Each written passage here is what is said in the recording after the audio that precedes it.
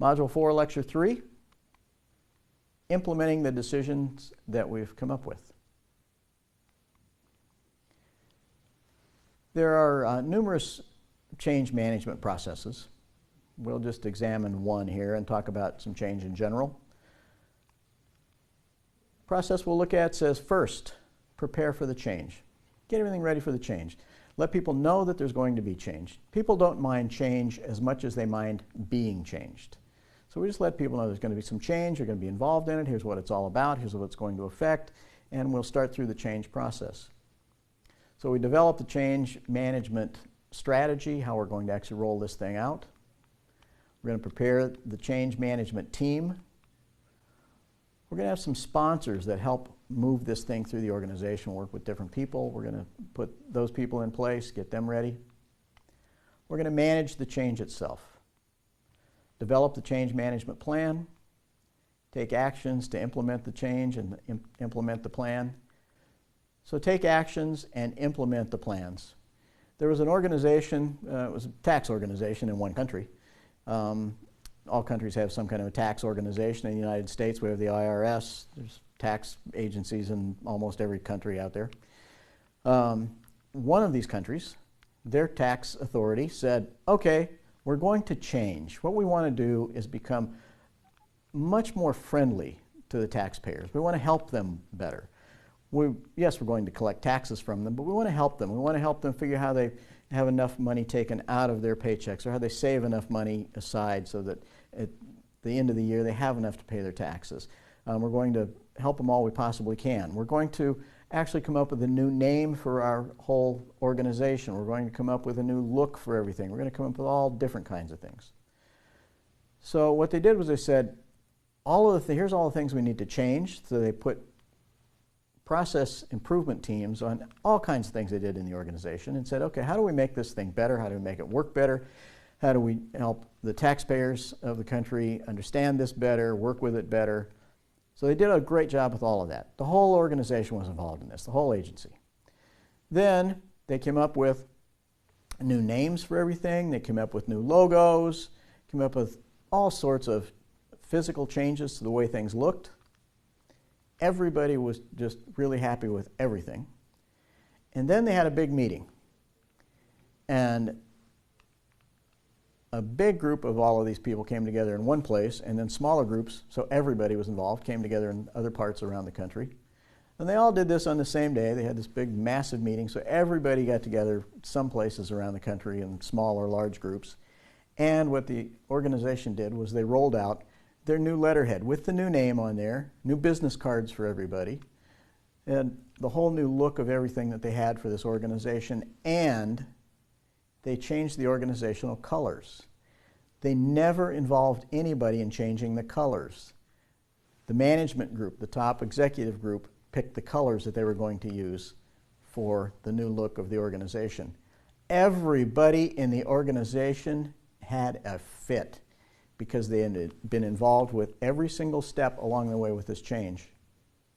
And then right at the end, bang, just like that, the executive group made one change that did not involve everybody. That didn't go over well at all. So they eventually did go through another process of everybody turning in different color schemes and different ideas about how this should look, and they picked a different color scheme eventually. It cost them a lot of money. Well, it cost the taxpayers a lot of money, which was not good, but they did fortunately not have billions of these forms and cards and letterhead all printed out. So it changed to something that involved everybody. So manage the change effectively along the way. Reinforce the change. So collect and analyze the feedback. They got a lot of feedback when they tried to put this change in place. Diagnose the gaps and figure out, okay, we're still trying to get from here to here, and we're getting closer. We thought the change process would get us there, but it's not quite there yet. What else do we need to do? Implement corrective actions and celebrate successes along the way. So it's not always going to go exactly the way you planned. When you implement some of these changes, when we start to fix some of these things, we come up with some solutions from these problems, some decisions that we've made. We're going to start moving forward with these things. It means things are going to happen differently in the organization. People will do different things that they've never done. They'll have to stop doing things they've always done. They'll do things that they do now in a different way. There's all different things that are going to happen, and it's not easy for people to always accept that. So we just need to move through and help people understand that and reinforce this change as we move along, and sometimes step in and take corrective actions along the way. Let's take a look at this organizational change curve. What does this look like? Well, in our organization, this is our organization here, and everybody in the organization, and they're going to fall into some groups. One of them will be a group called the Explorers. These are the people that are out on the leading edge of any kind of change. These people like change so much that they'll just go change things just for fun. They just think it's fun to change things. Well, sometimes that doesn't work out too well, and these people might get damaged by making these changes because it hasn't been well thought through. But we decide, okay, this is a change we want to make. We know we have a group here that likes change. Let's start working with them, get them out there, starting to put this change in place. And then there's another group that has a little more sense right behind them, the pioneers here. They're going to start to follow the explorers. The pioneers kind of hold back a little bit and look to make sure that the explorers have not been killed off by this change. They've lived through the change, everything's fine, and the explorers are bringing success stories back. The pioneers say, well, we kind of want to be involved in that too, and off they go. So now we have about 10% of the organization up here, out there, leading this change forward, saying, this is pretty exciting, we really want to do this, this is great. Most everybody is going to be in this spot right here, the settlers, and they're going to say, okay, let's just hold on here. You're going to have to show me this thing works. So some of the explorers are a little closer up to the pioneers and the explorers. They're going to start moving out there faster, and they're going to start embracing these changes as success stories come back from the first people that are out there actually implementing the changes. It does work. It is better. This is wonderful. Okay, let's go do that too. I want to be involved in that. Little by little, most of the organization will move into the new areas where we want to have this change taking effect. However, there's a group back here, the stay-at-homes, and I don't care what you do with them, they are never going to do anything different than they've ever done it before in their whole lives. They're always going to do things exactly the same way. There was a police department who decided, you know what? Our officers are really the most important people in the organization. The frontline officers out there on the streets every day, they're the most important people in the organization. We're going to dump this organizational chart upside down. The frontline people out there are at the top of the organization, and the rest of us back here in the police stations and in the central police station, those of us with higher titles, we're here to support them. The frontline officers are not there to support us and make us look good. We're here to support them in what they do every day out there. In this organization, there were two captains that had been around forever, and they were used to a military hierarchy where they just, shout an order and people would say, yes, sir, and they just go do things, and that was that, no questions asked. And they couldn't understand that their job was now to support those people instead of boss them around. They couldn't figure that out. They couldn't figure out they were supposed to go ask the frontline officers, what do you need from me so I can help you do things better out there in the field? They just couldn't get that. So what did the police chief have the good sense to do? He realized, oh, these two people have a lot of organizational knowledge, experience, history with them. We don't want to just let them go and get them out of the organization. What we're going to do is put them over here. We're going to put those two in a little office down here, down the hallway, and let them work on special projects and take all of their authority over anybody else in the organization away. They have no authority over anyone else in the organization. They're completely taken out of the org chart and put in this little office over here for special projects. They were never going to change, and the police chief found a way. We can still use their knowledge and expertise. They don't have to just be tossed out of the organization. They can have a valuable role in this as well. We're going to have some stay-at-homes. Not everybody's going to do this. Fortunately, that will be less than 5% of the organization. So you don't have to worry too much about that. It should be closer to 1 or 2% of the organization. We're going to have minor and major changes. Minor changes. Minor changes are things that can be done usually with just some kind of a simple decision by somebody. It's not going to affect things drastically.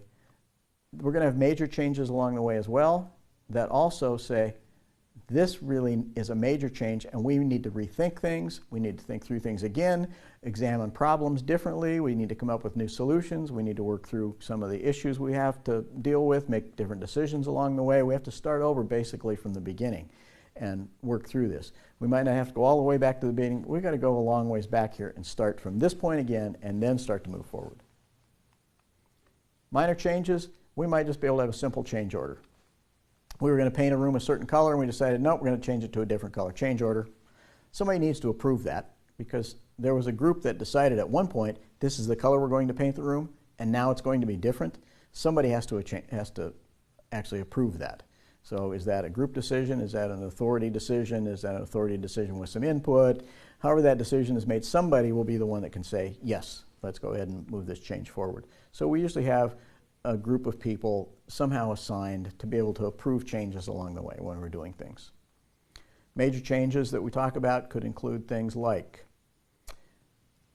we're going to have an existing process that we do, and we just do this by hand all the time.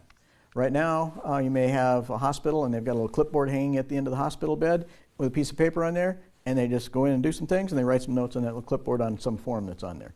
Now we're going to automate that. It's going over here on a computer terminal. That's a major change. Implement a new patient tracking system in a healthcare facility. Another healthcare thing. We've got a way that we take care of tracking people now, and that's just not working. So we need to put something new in, completely different, major change.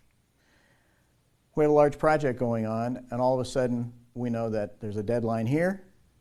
Oh, the deadline has been moved up, and we have to get this thing done 6 months sooner and still do the same project, same quality level. Okay, we have to figure out how to do that. It's a major change. Changing the way that people just do their daily work. We always do things this way. Now we're going to do it in a different way. One factory that was manufacturing a product had a new factory manager come in and found out that, you know, things could maybe be done a little bit differently, but it might mean some change. What this factory manager did was went down to different people on the factory line and found the people who were doing each step in each group. They found the people that were doing this thing the best way. And they found all of those people throughout the whole factory, throughout this whole manufacturing process, and then had those people train everybody in their work unit in new ways to do things so that things could be done faster. And sure enough, by implementing a new way to do all these different steps along the way, things got done faster in the organization, and this factory became much more profitable, and everybody at this factory got bonuses.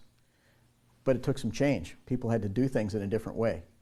I've been doing this thing the same way for the last 10 years, and now you're telling me to do it a different way? Yeah, because of this, and this is how it works, and let me show you how it works, and here's the value of that. And you're going to get something out of it. We all got bonuses because we started actually doing this. Adding new elements into a project, we might have something going on, and we say, yep, we're doing this, this, this. Oh, and by the way, let's also do this. So you're remodeling part of your house. You decide that what you want to do is paint your kitchen, and as you start to paint the kitchen, you decide, gosh, we really need to tear out all of the countertops. So you tear out the countertops, get to put new ones in. Wait a minute, while we have the countertops torn out, why don't we put in new cupboards? Okay, so now we're going to put in new cupboards. So it just keeps going on and on and on. We just keep adding new elements to this thing. That's a major change. We're just going to go in on a Saturday afternoon and paint the kitchen. Now we've got a month-long process where we're redoing everything in the kitchen because we added some extra elements. There are numerous other major changes that you will find.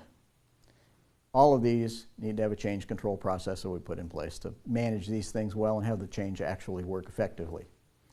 And that also wraps up our problem solving and decision making series that we've been going through here. Thank you very much. And again, this has been brought to you from University of California, Irvine. I'm Rob Stone. Thank you for taking the time to join us with all of this.